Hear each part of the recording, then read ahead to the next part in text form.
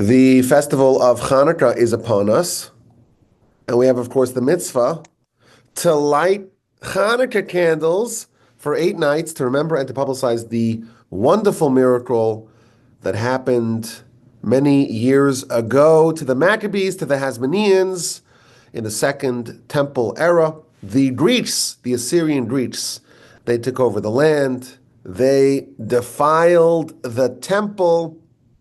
But the Jews fought back. They pummeled the Greeks. They won the war, and they came to the temple, and they restored its holiness. But before they could produce sufficient oil to use in the menorah, they only found one vial, one flask, one jug of oil that had the stamp of the high priest. It was pure. It was not defiled, and it was supposed to light for 1 night, but it lit for 8. And the sages appreciated and understood this miracle, and they enacted a festival of praise of God, of thanks for God for 8 days, beginning with the 25th day of Kislev. 8 days where there can be no eulogies and no fast days. It's celebration days, days of thanks and of praise, and of course, the mitzvah to light the Hanukkah candles. What's this mitzvah? So the Talmud tells us that there is variability. The mitzvah is every single night for 8 nights to light 1 candle. That's the basic mitzvah. But if you want to improve on the basic mitzvah, you want to do even more, you want to have a better performance of the mitzvah, well, then every inhabitant of the house lights a single candle. And if you want to do even more, not just subsist with the basic mitzvah and even the mehadrin, the better version, you want to do the best version, well, then you light in ascending or descending order according to the opinion of Beis Shammai. You start with 8 on the first night, 7 on the second night, and so on until you end up with 1 on the last night. But of course, we follow the opinion of the Academy of Hillel. You start night number 1 with 1 candle and you ascend. The second night is 2 until you culminate on the final night of Hanukkah with 8 lights, with the menorah being full, 8 candles. So of course, we're all familiar with the basic contours of this festival. A miracle happened 2,200 plus years ago, and we relive it and we publicize it each year for 8 nights, the 8 nights of Hanukkah.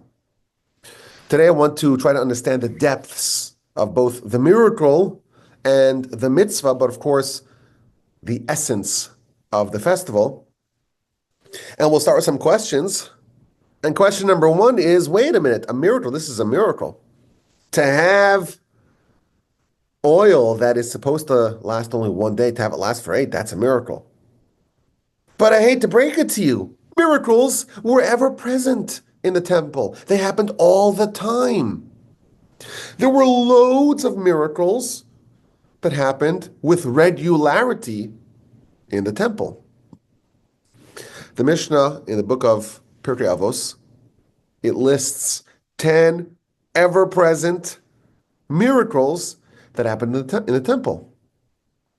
Number 1, even though there was a wafting aroma of delicious, succulent meat, and there were so many people who were always on the temple grounds, and sometimes we know if a woman she smells the aroma of food, she could get a craving for it, and she could even, if she's pregnant, she could lose the baby. Never happened in the temple. Miracle number 1. Miracle number 2, if you have unrefrigerated meat, it could spoil. Never happened in the temple. Number 3, if you have lots of meat, you'll have lots of flies. And in the butcher house in the temple, there was never a single fly. Miracle number 3. Number 4, the high priest. The high priest who has to do the work on Yom Kippur, but would become disqualified if he had a seminal emission. In 830 years of the temple's reign, it never happened once. And the altar The Mizbeach was outdoors. And in outdoors, well, there's rain. And there were fires on top of the altar. But the rain never extinguished any of the fires. And the pillar of smoke was never swayed by wind. And the sacrifices that we do on Pesach and on Shavuos and the weekly showbreads, so the Omer on Pesach, the Shtei Alechem that we offer on Shavuos, and the showbreads that are done each week, they never became impure. And when the whole nation gathered in the temple, they would be so packed together, because there's so many people, and it's not really big enough that everyone can have tons of space. But when they would bow before God, there was plenty of room suddenly. Omdim tzfufim, they would stand all packed together, but when they bowed down, there's plenty of room for everyone. A miracle. In the times of the temple, it was never once an injury as a result of a snake bite or a scorpion bite in Jerusalem, and there was always room for another bed. No matter how many people come to Jerusalem, you always find some place to stay. It may not be the Ritz, it may not be even the King David Hotel, but there's always place for people to stay. 10 miracles that happened in the temple. So miracles happened all the time in the temple. What's the big deal that we have this 8-day miracle? The oil outlasted its expected illumination. It's a miracle. It's nice, but miracles, well, that's the bread and butter of the temple. Miracles were ubiquitous in the temple. So we have a miracle. It's a nice miracle, but why does it engender an 8-day festival? Now you may say, okay, you give me a nice list of miracles, but this is oil. And oil has symbolism. And this is a special miracle of oil, so we celebrate the miracle. Well, that wasn't so rare either. Are you ready to hear what the Talmud tells us in the book of Yoma on page 39a? During the high priesthood of Shimon the righteous, the Talmud lists several miracles that happened.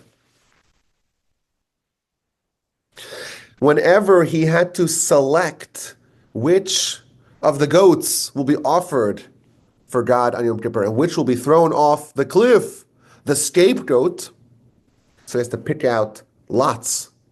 And the one on his right hand, the dominant hand, always was for God. And the one on the left, the weaker hand, was always the scapegoat chucked off a cliff. And on Yom Kippur, they would tie red strings both in the temple and where they chucked the scapegoat off the rocky cliff. And the red string always turned white to indicate the purification, the atonement, the expiation, the absolving of our sins. And the western lamp, the western candle of the menorah always remained lit. It never became extinguished. So here we have a miracle that relates to the menorah that no one knows about. Or, let me clarify, very few people know about. Why is one miracle of the menorah celebrated? We have 8 days of celebration, the festival, Hanukkah, maybe the most widely observed or widely known, certainly in the general world, festival that we have. What's the big deal? By the way, the Talmud lists several other miracles as well. And there's another high priest who had an even greater miracle in the menorah. The name of this high priest was Rabbi Chanina Sgan HaKohanim, and he testified, when I served as high priest, there were miracles in the menorah. They would light the menorah on Rosh Hashanah, and it would not get extinguished until the next Rosh Hashanah. 8 days, that's nice. What about 350 plus days? It's either 354 or maybe 385, depends if there's a leap year. 8 days. That's child's play. We have a source, a documentation of the menorah lasting a whole year. What is this big deal that we make out of the menorah lasting for 8 nights? Why do we have this celebration? Question number one. Question number two comes from Aaron.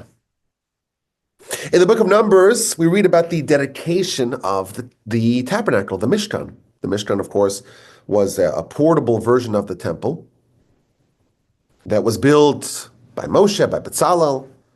It takes up a very large part of the Torah. And when the Mishkan was finally finished and it was inaugurated at the end of Parshas Naso, so this is towards the beginning of the book of Numbers, of Bamidbar, we read about the 12 days of dedication. For 12 days after the Mishkan was inaugurated, the 12 tribes, the heads of the tribes, the princes of the tribes, each brought on 12 successive days a tribute to the Mishkan. Now, there was one tribe that was missing, the tribe of Levi, the tribe of Aaron. Because Joseph was split into two, Jacob has 12 sons, Joseph is split into two, Ephraim and Manasseh. So Ephraim and Manasseh are each featured in this 12-day celebration. But the tribe of Levi, from which the Levites come and the Kohanim come, Aaron the high priest, he has no role in that. So after the Torah lists the 12 days of tributes and the 12 gifts that were brought by the 12 heads of the tribes, and there's no mention of the Levites, we read Parshas Beha'aloscha. God tells Moshe, tell Aaron, when you light the menorah, make sure they all point to the middle. It talks about the menorah. And our sages tell us, Rashi talks about this, the Ramban talk about it. What's the juxtaposition of the tributes of the princes and the mitzvah of the menorah?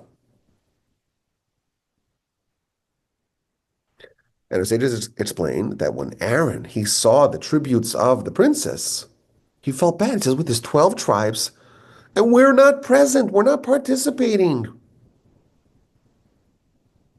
And God comforted and consoled Aaron. It says, don't worry about them. Don't worry about the 12 tributes that they're bringing for 12 days, the heads of all the tribes.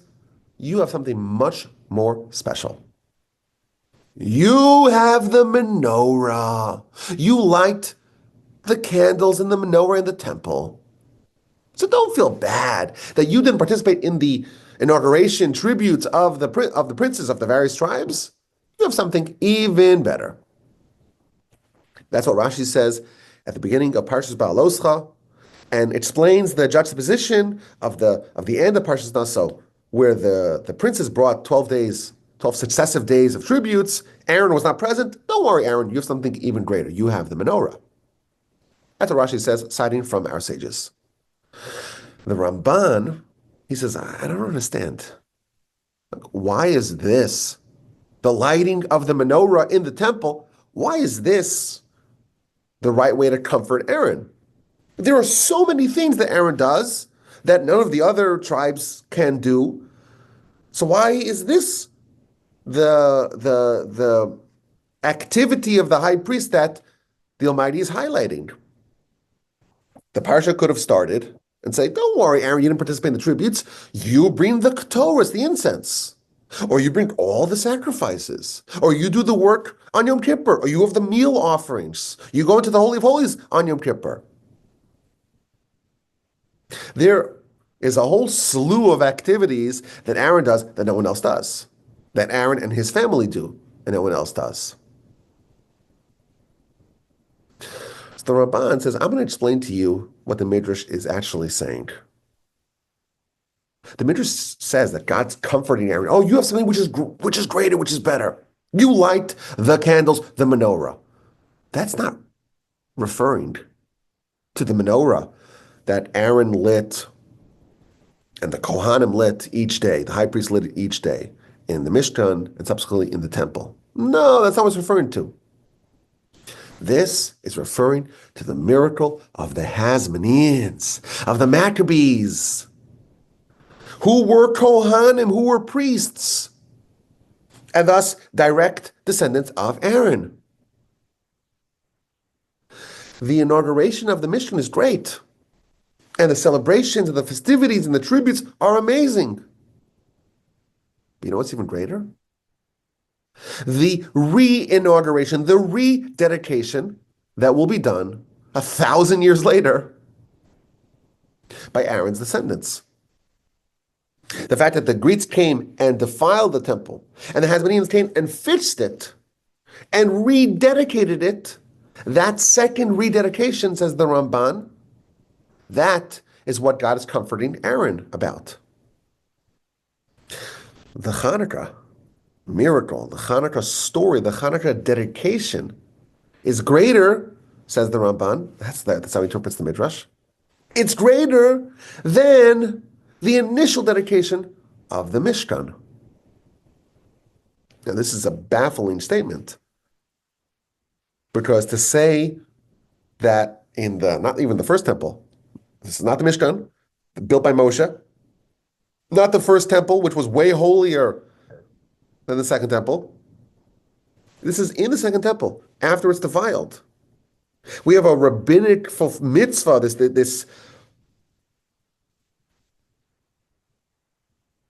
this remembering of this event, to say that's greater than the initial construction of the Mishkan? The Mishkan, the tabernacle, was never destroyed. It's the only temple that was never destroyed. It was pure holiness.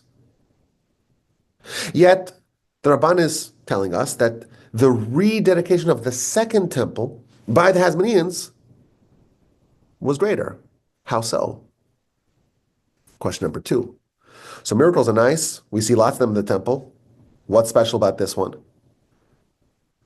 We see the Hanukkah story is very nice, very special, but it's hard for us to imagine that this supersedes the initial dedication of the tabernacle. And this is ample comfort to Aaron. Let's move on to question number 3.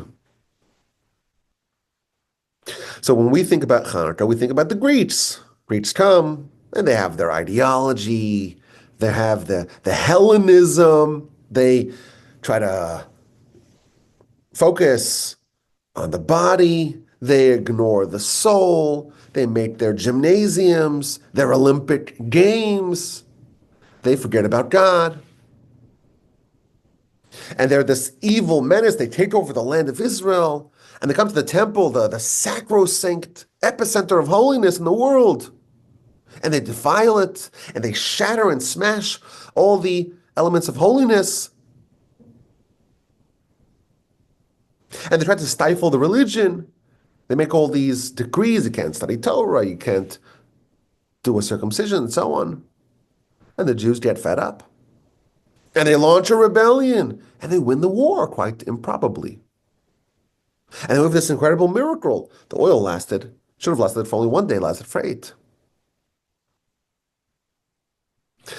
That's the story that we're told. That's the story that the Talmud tells us about the clash of the Hasmoneans against the Greeks, the clash of the descendants of Aaron, who led the rebellion and triumphed over the Greeks.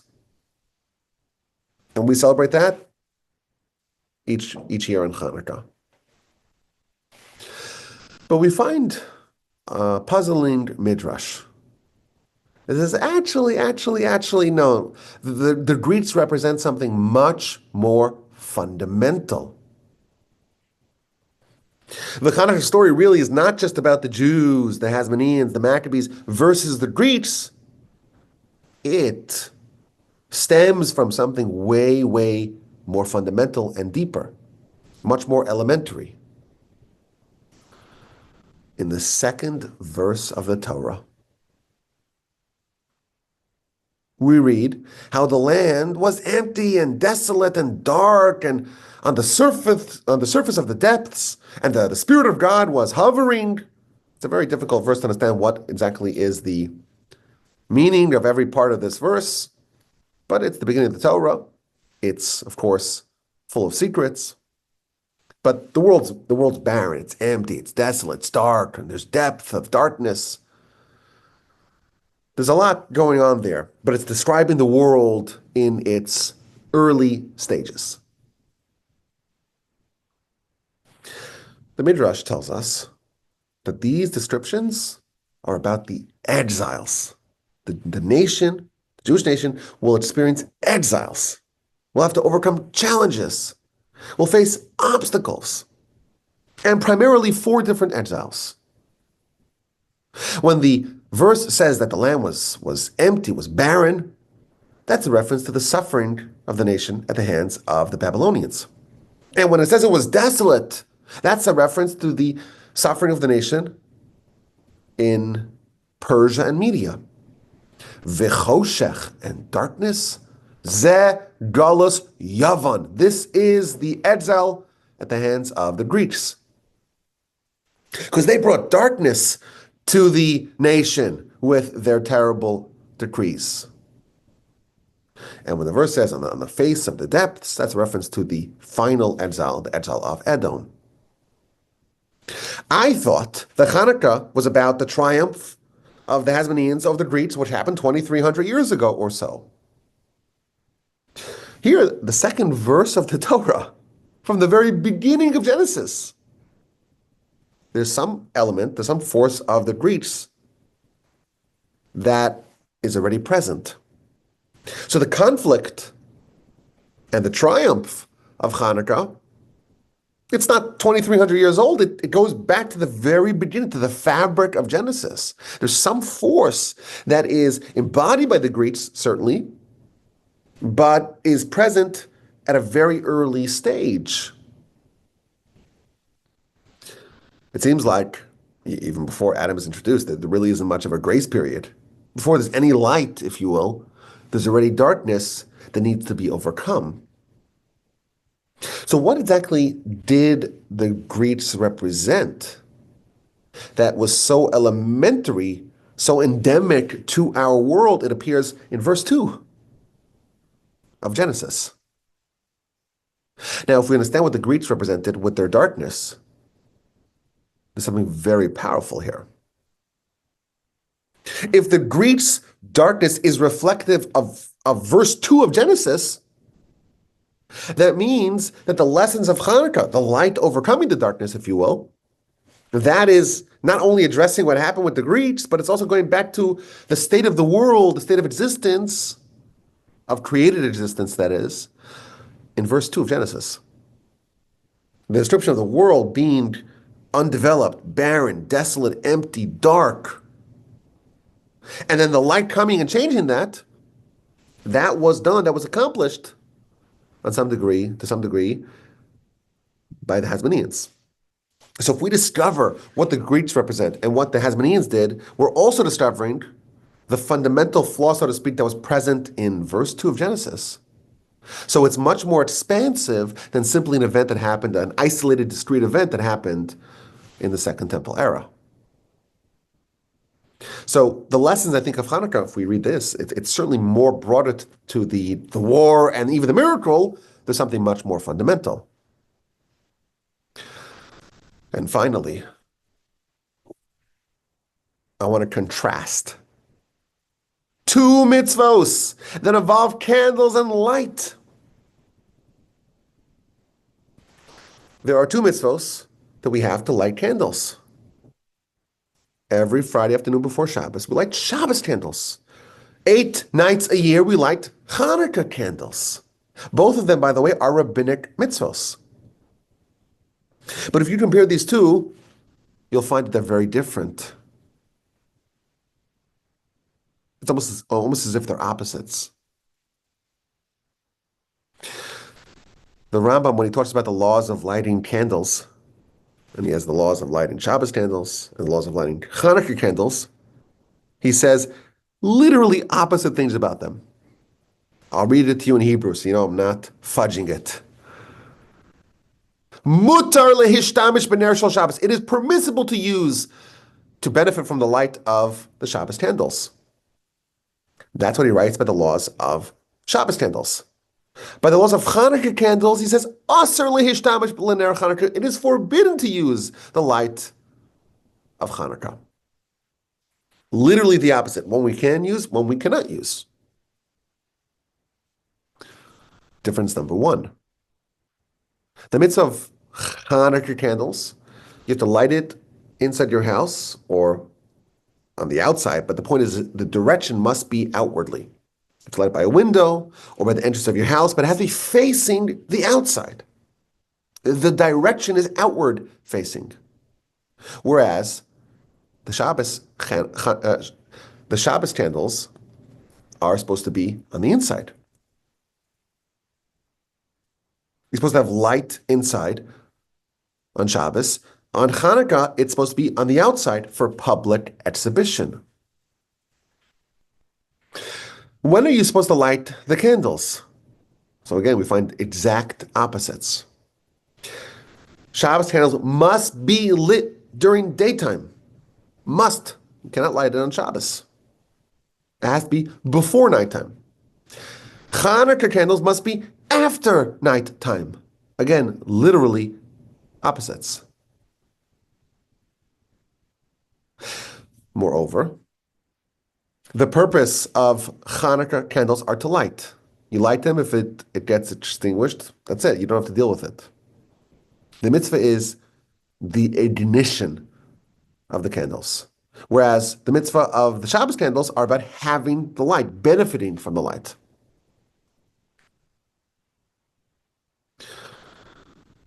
There's more differences. I don't want to give you too many details. It's hard to keep track of all the details.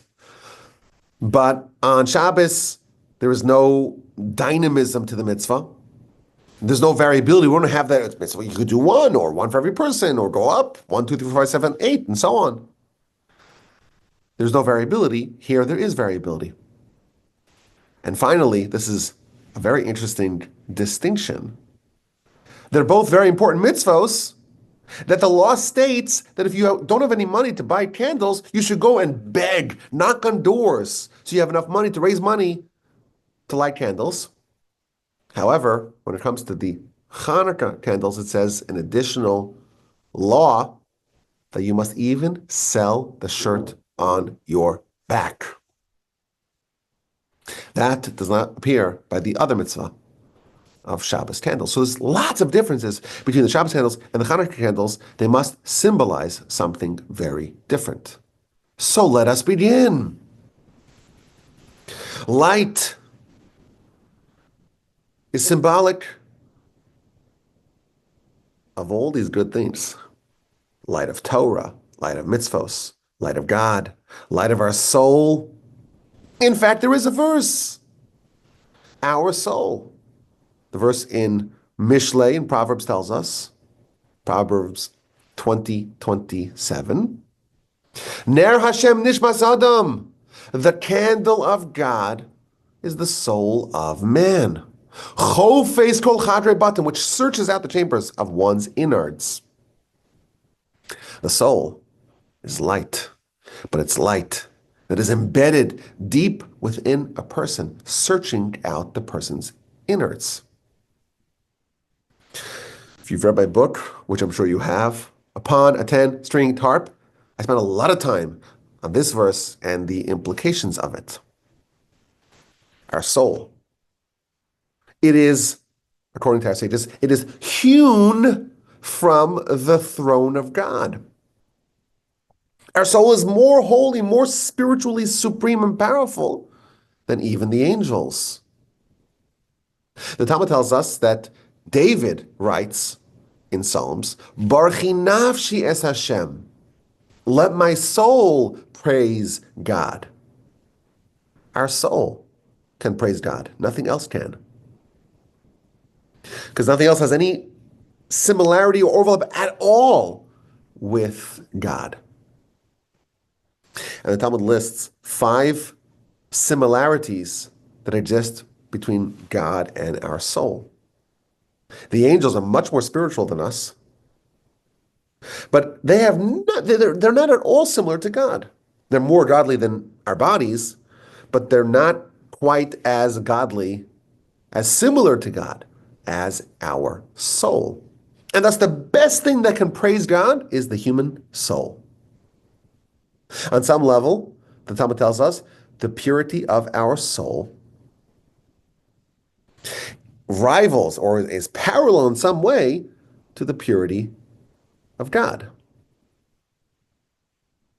Now again, very important to stress. God is a creator. Our soul is a creation. Don't make the mistake of saying, God forbid, that our soul is some part of God. That's heresy. Our soul is godly. It's the thing most similar to God. But of course, if someone says that God has parts, they are excluding themselves from our religion. Very important. I've heard people say, well, your soul's a piece of God. Be very careful when you say that, because by doing that, you are excluding yourself from our religion. You're out. Sorry, you're out. Even if it's done with good intentions.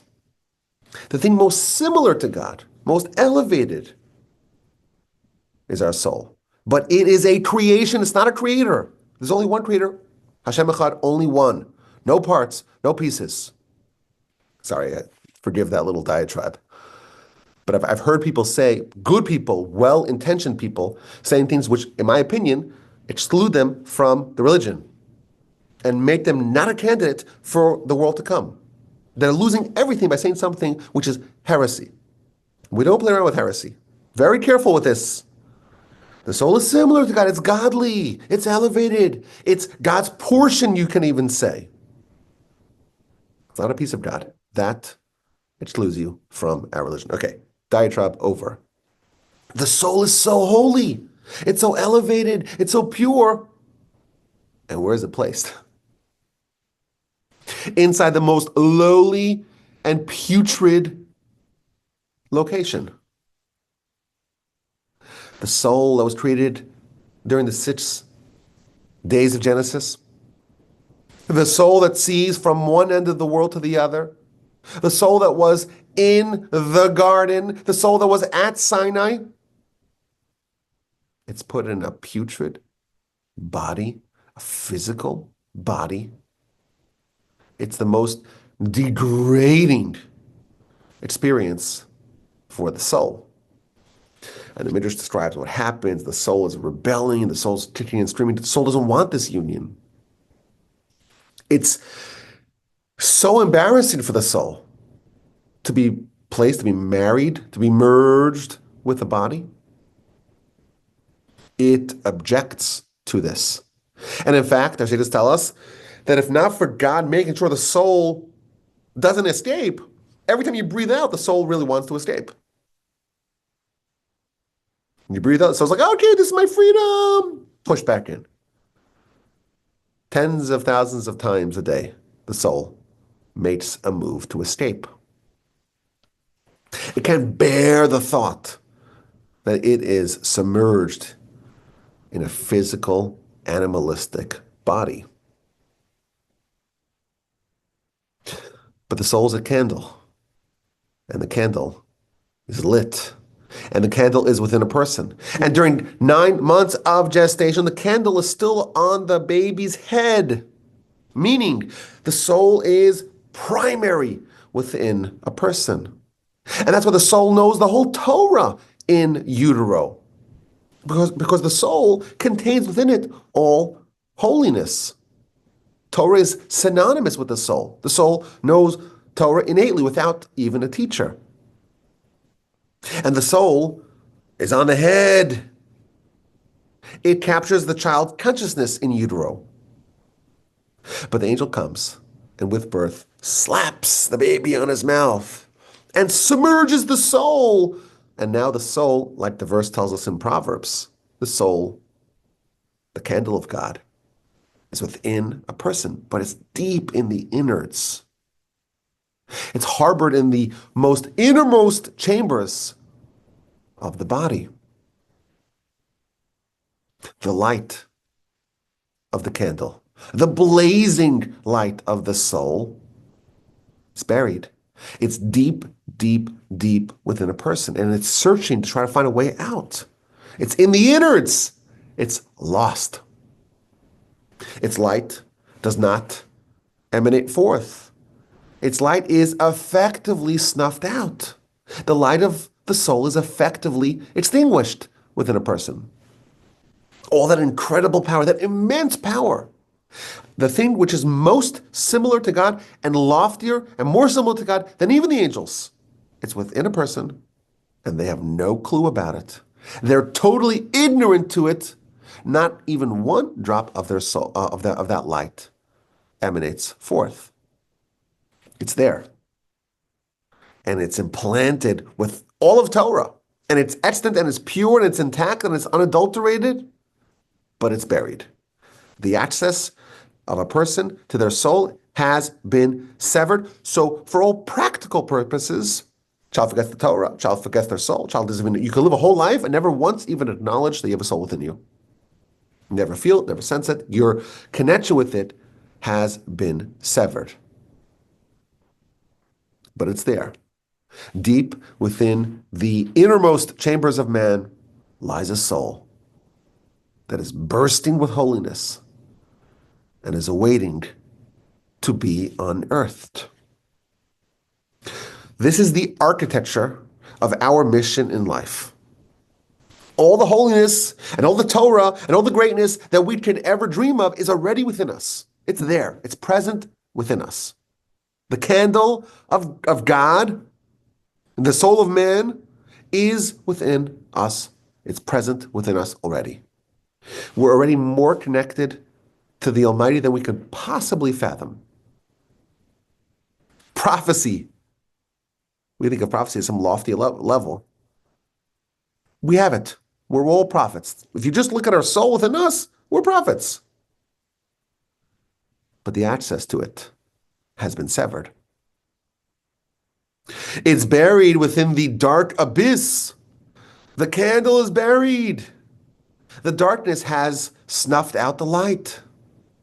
What is the architecture of our mission?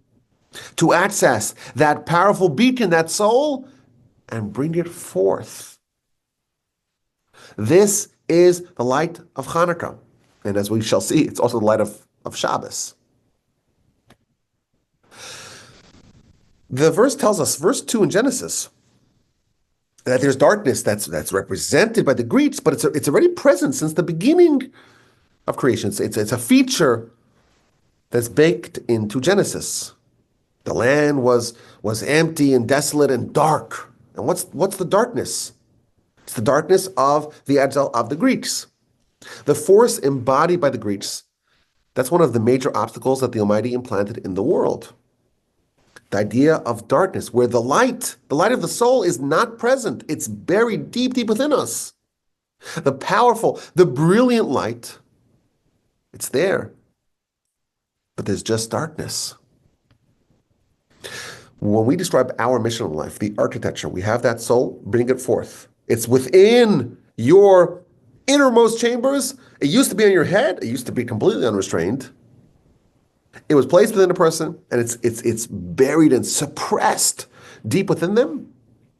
Our mission is to bring that out. And Torah mitzvahs are there to elicit the soul, to have the soul, the little tiny points of light, to start penetrating that vast and intense and thick darkness that enshrouds it. The Greeks embodied this darkness. They represented this darkness that, yes, was always present.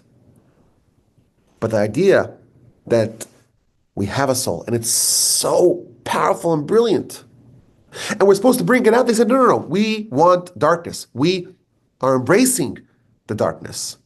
That's why they embraced the body. Where's the soul? The soul's not present. It was the body that mattered in their eyes. They embodied this darkness. Torah mitzvahs, that's the powers, the forces that can help bring the soul out of its abyss. Greeks banned it. They prohibited it. No study of Torah. No circumcision. No mitzvahs. We are embracing the darkness. We are amplifying the already existing challenge of life. Since Genesis verse 2, there's been some element, some degree of darkness. The Greeks are embracing that. So we have a mission in life. There's darkness, bring out the light. There's light, but it's hidden, bring it forth. Use all the tools that God gives us to take that light that we have and allow it to surface. The Talmud tells us that this world is compared to darkness. Why? Because in this world, we start off and there's no light. And it's compared to darkness, but it could be changed. We can usher in daybreak to this world. We can bring the soul to the surface, like Abraham did. We can awaken and unearth this beacon of light within us and let its light shine forth. Torah mitzvahs are the tools to elevate ourselves, to elevate the soul first. And once the soul comes forth, it spreads everywhere. And it changes even our body. Even our body can become just a vessel, a vehicle for the soul. We can have this light be a light to everyone, even to the distant nations. This is what the Hasmoneans did. They restored Torah mitzvos. They brought back the candle of mitzvos and the light of Torah to the nation. Amid the punishing and seemingly impenetrable darkness, the brilliant light of the soul burst forth. This is the state of life in our world. By default, there's darkness. By default, our soul is hidden underneath labyrinthine layers of darkness. The Greeks tried to cement that darkness and eliminate even the pursuit of light. But our mission, and the mission that was championed by the Hasmoneans, is to unearth the soul and bring its light from within and have it shine outwardly. That's our world. There's a very different world. The world is called Olam Haba, the world to come. And there's a very different architecture of that world. Here there's darkness, but there's a possibility, a potential of light. You have to work to bring it to the surface. In Olam Haba, there's no darkness. In fact, when the Talmud tries to find some comparison to Olam Haba, it says the sun. If you just follow the sun everywhere, there's no darkness. We experience darkness because we don't see the sun all the time. But the sun itself is just light. Our world is a world of darkness with the potential of light. The world to come is a world of just light. The idea of the soul being suppressed and buried and relegated to the inside, and it's hidden, and it's completely enclosed by default. That's this world. In the world to come, the soul is completely unsheathed. Darkness is eliminated. So we have two worlds and a vastly different structure in place. This world is the world of darkness. We need to do all the heavy lifting, to take the light of our soul, to access it, and to let its radiance beam forth. In Olam Haba, there's no darkness. So we have light and we have light. But which light is greater? The light that we can work to bring about here, or the light in the world to come? This is how God comforted Aaron. In our world, it's a world of darkness with the possibility of light. In the world to come, it's just light. And there's an embassy of the world to come here, did you know? There's one point in this world that operates as if it's the world to come. That is the temple. That is the tabernacle. Our sages tell us that the temple, it's a little embassy, a consulate. It's a measure of the world to come. In the words of the Talmud, Jerusalem below is situated beneath Jerusalem of above. And that's the gateway to heaven. The verse in Parshas Vayisei tells us it's the gateway to heaven, Shara Shemayim. So it's not really all of Olam Haba, but it's like the gateway. It's the entrance point. There were miracles in the temple. Every day there were miracles in the temple. There was no darkness. But that's not very special.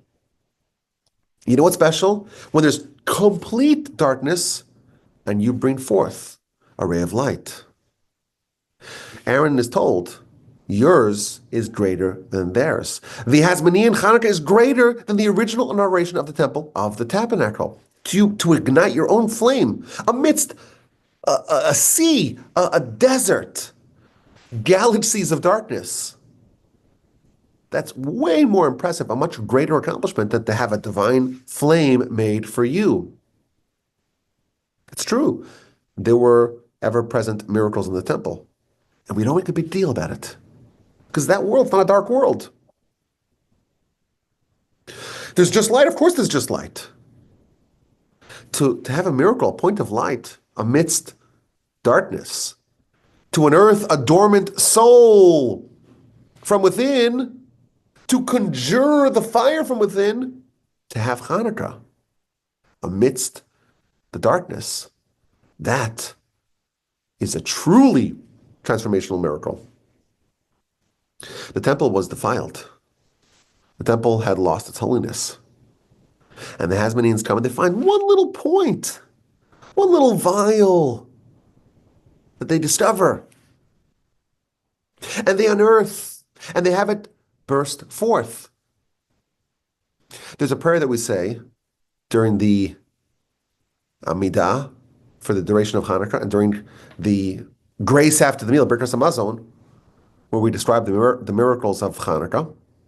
Ufinu es heichalecha, they cleared out your sanctuary.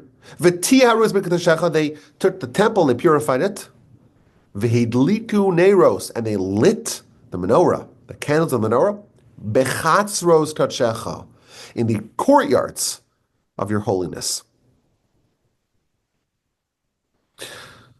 Where was the menorah lit? It was lit inside the sanctuary, in the Kodesh. Here it says it was lit in the courtyard. Bechatzros kadshecha. The prayer tells us that when they lit the Hanukkah candles, it was not where it was typically lit. It wasn't in the temple proper. It was in the courtyard. The sanctuary was all defiled. They were not really where they should have been. They were outside. They were here in this world, in the world of darkness.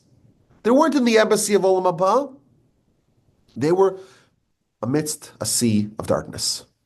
And they brought light. Aaron, yours is greater than theirs. The rededication of the temple at the hands of the Hasmoneans of the Maccabees is greater than the Mishkan, the name of the temple, first temple, second temple. Because that brought darkness. Because that banished the darkness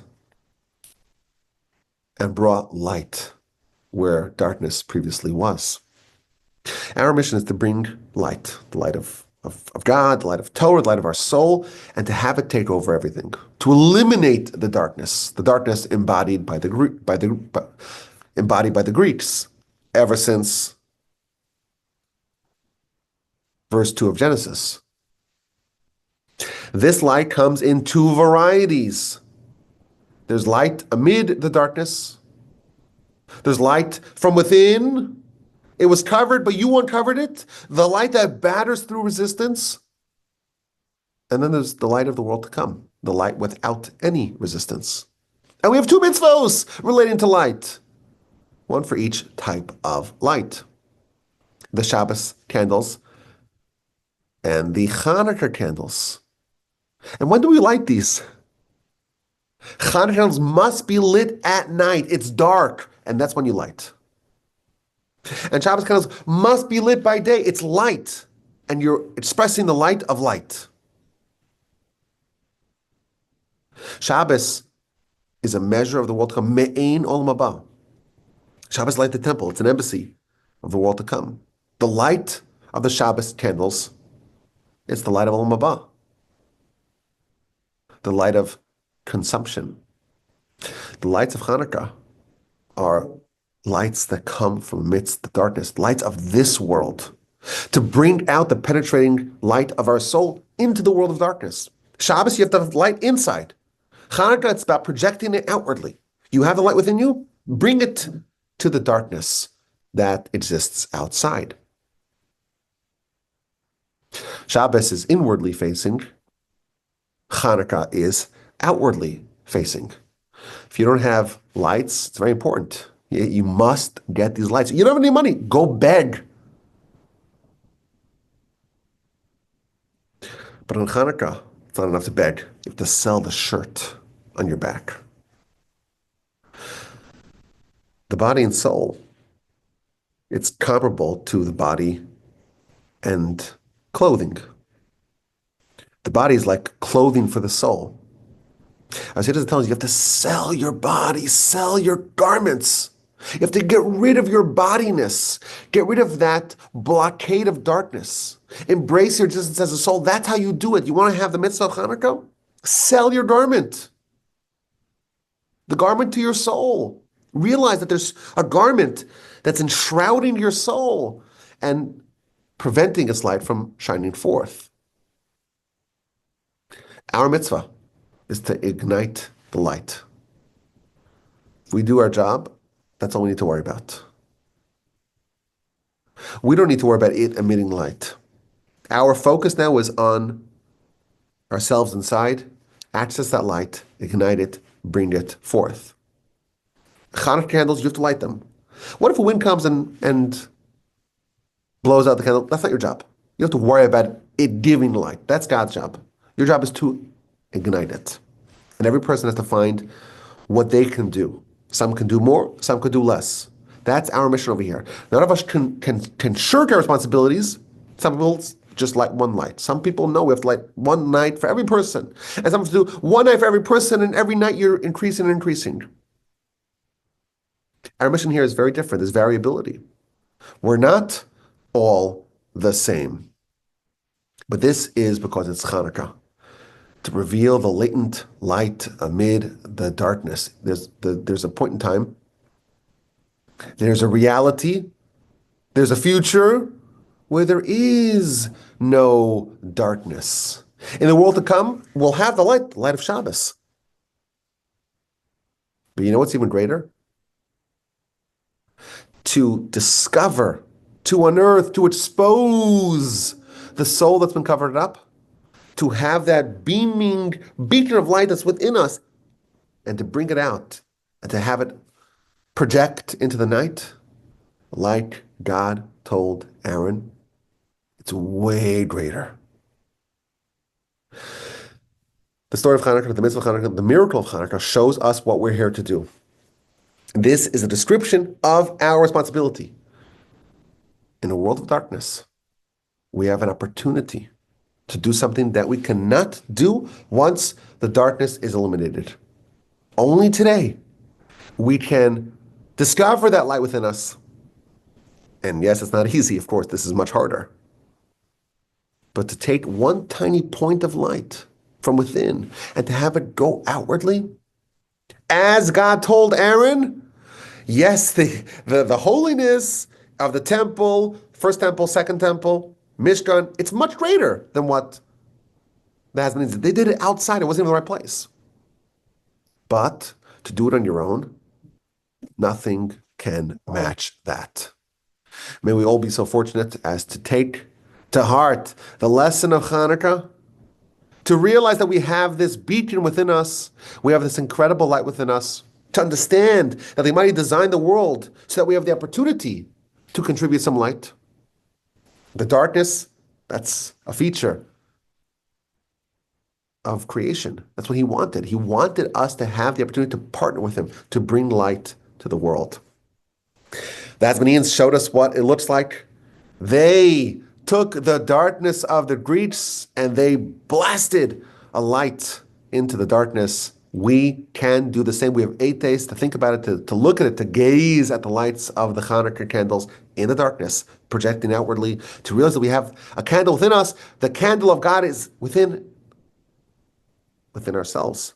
Deeply buried, yes, but it's It's still there, and we can unearth it. May we all be so fortunate. I appreciate your attention.